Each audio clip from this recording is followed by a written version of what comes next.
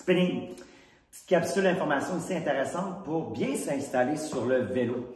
Il y a des points techniques pour être plus à l'aise pour notre expérience, rendre ça plus accessible, mais surtout pour le bien-être personnel. Mais un point technique pour aider à éviter les blessures au niveau du genou. Alors, je m'installe, je vous explique.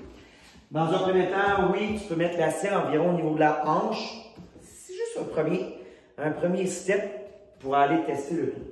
Tu vas t'installer, que ce soit souliers à clip ou espadrilles. Là, j'ai mis les espadrilles, mais j'ai des souliers à clip en spinning.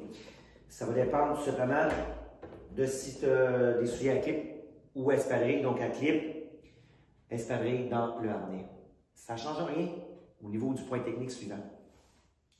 Quand tu es assis sur ton vélo, tu vas valider si la flexion du genou est bonne. Tu amènes un pied parallèle au sol. Le but est de regarder en plongée et de flatter la patella avec ton regard. Donc, tu regardes ici, tu descends ton regard là. Ton regard devrait arriver dans le milieu du pied. Si le regard arrive plus près de la cheville, c'est que ta jambe elle est trop allongée. Donc, tu es trop haut sur ta selle, tu dois la descendre. Si au contraire, tu vois plus le bout du pied, ben, tu le vois, il y a trop de flexion. Tu es assis trop bas, tu dois remonter la selle. Tout ça pour éviter que dans ton mouvement de pédalier, il y ait trop d'extension au niveau du genou et là que tu blesses le genou. Si tu as trop de flexion, tu ne veux pas que la cuisse vienne en compression au niveau du tronc pour comprimer la zone respiratoire, l'estomac, les poumons. Pour le reste, est-ce que tu préfères être plus droit? Tu montes au niveau du guidon. Si tu préfères être plus accroupi, tu baisses au niveau du guidon. Ensuite, tu dois valider la selle. Préfères-tu être plus près du guidon ou plus loin du guidon? Il y a des numéros, des lettres aux 3 zones que je viens de te parler. La potence pour la hauteur de la selle, la potence au niveau du guidon et même au niveau de la selle à l'arrière ici, il y a des chiffres. Une fois que tu as ces 3 choses-là, chiffres ou lettres, tu les mets sur n'importe quel vélo qui est du même calibre de celui que tu as. Et tu vas être bien installé, tu vas protéger ton genou et tu vas avoir une belle expérience au niveau de ton spinning.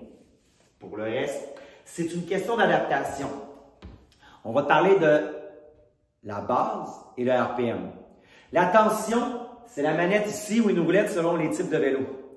La tension devrait être pour un débutant autour de 8 à 10. Ça dépend de ta force dans les jambes. Commence plus modéré. Parce que nous, on va utiliser ce chiffre de base-là pour pouvoir t'ajouter plus 1, plus 2, plus 3, tout dépendant de comment on travaille dans le cours. Donc, autour de 8 à 10, c'est un bon chiffre pour débuter. Pour le RPM, qui est sur ton manomètre, normalement, au niveau de la base, c'est 90 à 100 RPM. On dit légère tension, 90 à 100, léger essoufflement. Puis tu pourrais pédaler comme ça pendant 1 heure. C'est une balade. C'est ton point de départ. Et nous, on fait jouer en plus, en moins au niveau de ta tension et au niveau de ton RPM. Une fois que tu as ces données-là, tu t'amuses. Tu vas peut-être avoir de la difficulté à atteindre ce que le coach te demande à l'avant au départ, mais c'est pas grave. C'est une question d'adaptation cardiovasculaire et musculaire de votre corps. Donc, tu fais de ton mieux, tu t'amuses, je compte sur toi. Bon spinning!